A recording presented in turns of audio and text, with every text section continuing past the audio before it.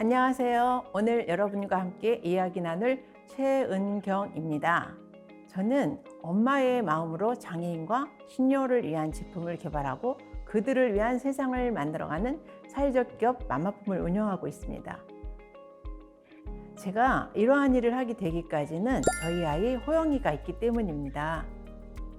태어난 지 7일째 되는 날에 아이가 밤새도록 울어서 대학 병원을 방문하였습니다. 무호흡 증세까지 보이던 아이에게 병원에서는 장염이라는 진단을 내렸고, 그렇게 병원 진단에 따라 우리 아이는 장염 치료를 받다가 호흡이 멈추고 심정지까지 왔습니다. 이후 병원의 응급처치로 호흡은 돌아왔지만 우리 아이에게 선천적 심장 이상이라는 검사 결과도 함께 내려졌습니다. 그렇게 우리 아이는 2개월 동안 병원에서 지내면서 수술까지 받게 되었습니다. 그렇게 수술을 잘 받고 퇴원을 하였고, 퇴원 이후에도 지속적인 투혼 치료를 받으면서 이제는 건강해지기만을 바랬습니다.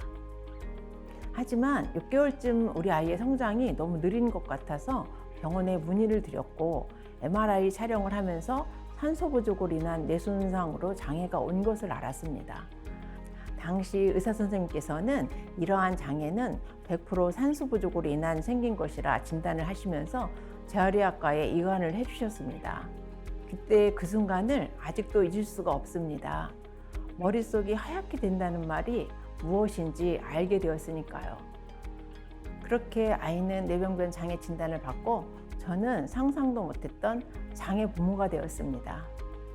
아이를 출산하면서 너무나 큰 슬픔으로 산후조리는 물론 우울증까지 오면서 주변에 뛰어노는 내 아이 또래의 아이들만 보면은 너무나 힘들고 견딜 수 없었습니다. 오늘 이 영상을 준비한 이유도 저처럼 갑자기 아이의 장애를 알게 된 분들을 위해서입니다. 처음에는 저에게 이런 시련이 온 것이 참 원망스러웠습니다. 하지만 이후 저희 아이를 보면서 내가 우리 아이의 미래를 위해 힘을 내야겠다고 생각했습니다. 아이의 장애를 받아들이고 우리 아이의 더 나은 삶을 위해 부모로서 어떤 역할을 해야 될지 고민하게 되었습니다. 저희 아이는 지금 28살입니다. 28년 전 당시에는 지금 같은 컴퓨터가 많이 발달되지 않았습니다. 병원에서 같은 처지에 있는 엄마들에게 들은 정보를 바탕으로 좋은 치료시설이나 복지 혜택의 정보를 들었습니다. 지금 영상을 보고 계신 부모님들에게도 이러한 이야기를 하고 싶습니다. 아이를 위해 나의 어려움과 슬픔을 뒤로 해달라는 말을. 내가 슬퍼하는 동안 우리 아이의 삶의 시계는 계속 움직이고 있다는 것을 기억해 달라는 것을. 장애가 있는 아이가 학교에 입학하면 개별화 교육이 필요합니다. 특수학급이나 특수학교에서는 장애인 개별화 교육 계획을 수립하도록 되어 있습니다. 이러한 내용도 여러 가지 정보에 대한 공부를 통해서 알게 되었습니다. 개별화 교육 계획은 장애 부모의 이야기를 듣고 선생님이 개별화 교육 계획을 수립하여 개별화 계획 협의회를 구성하여 장애 아동에게 맞는 교육을 운영하는 것입니다. 조금 더 구체적으로 이야기를 하자면 아이의 특성에 따라 교육적인 부분뿐만 아니라 의료적인 부분, 영양 관련 부분, 더 나아가서는 보조기에 대한 내용까지 맞춤 교육으로 진행이 가능합니다. 이러한 부분은 나이에 따라 학습 부분이 달라질 것입니다. 하지만 대부분의 부모님들이 개별화 교육 협의회에 참여를 통해 적극적으로 목소리를 내야 되는데 담임 선생님과의 상담만으로 해결하라고 하는 부분이 있습니다. 제 생각에는 이것이 우리 아이의 권리라고 생각하고 굉장히 중요하다고 생각합니다. 아이에 맞는 다양한 개별화 교육이 진행되어야 하는데 이러한 협의회에 참여하는 것이 별난 부모라는 낙인으로 생각하는 경우가 많습니다. 하지만 그렇지 않다는 것을 아셔야 합니다. 아이를 위해서 아이의 장애를 빠르게 수용하고 더 나아가 아이를 위해 다양한 정책과 지원을 알아보는 것을 부모님들이 하셔야 한다고 말하고 싶습니다. 저는 이러한 것을 혼자 감당하려고 하지 말고 같이 하자고 말씀드리고 싶습니다. 장애와 관련된 장애 유형별 부모회나 많은 장애 당사자 단체가 있습니다. 여러 목소리와 의견이 모아져 단순한 정보 공유뿐만 아니라 정책 제안과 문제 제기, 그리고 해결까지 함께하는 곳입니다. 이러한 곳의 활동은 혼자 고립되지 않고 복지 서비스 등 다양한 권리를 함께 누릴 수 있습니다. 저는 한국 중증 중복 뇌병변 장애인 부모회에서 활동하면서 많은 어려움을 이겨낼 수 있었습니다. 제가 활동하는 곳에 오시라는 것이 아닙니다. 오프라인이 아니더라도 최근에는 온라인 커뮤니티가 지역별로 잘 운영되므로 혼자 계시지 말고 꼭 함께 이야기 나누어 보시라는 말씀을 드리고 싶습니다. 참 못된 마음일 수도 있지만 저는 우리 아이보다 더 힘든 친구들을 보면서 우리 아이의 상황에 감사하게 되었습니다. 아이를 위해 힘을 내셔서 밖으로 나와주시면 감사하겠습니다.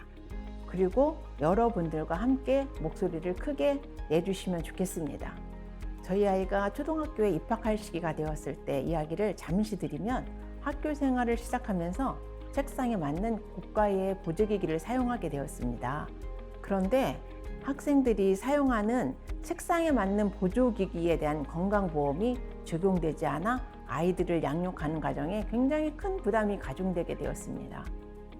다른 것도 아닌 지체 장애 아이들을 위한 특수학교에서 사용하는 기기들에 대해 건강보험이 적용되지 않는다는 것은 아이들의 교육받을 권리를 침해한다는 생각을 했습니다.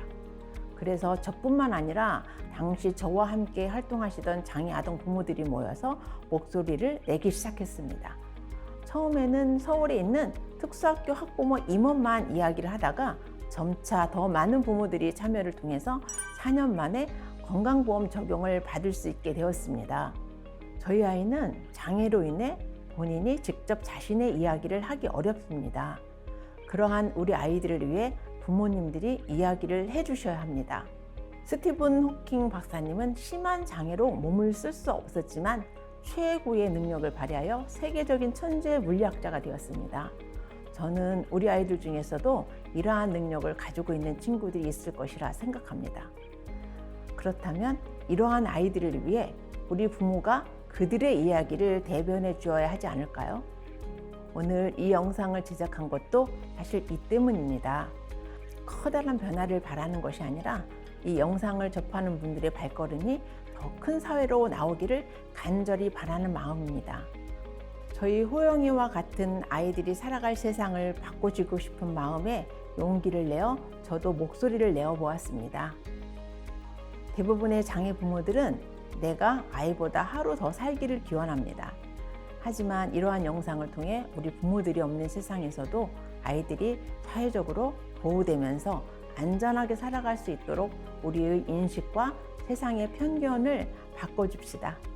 지금까지 호영이의 엄마이자 장애인을 위한 사회적 기업 주식회사 마마품 대표 최은경이었습니다. 감사합니다.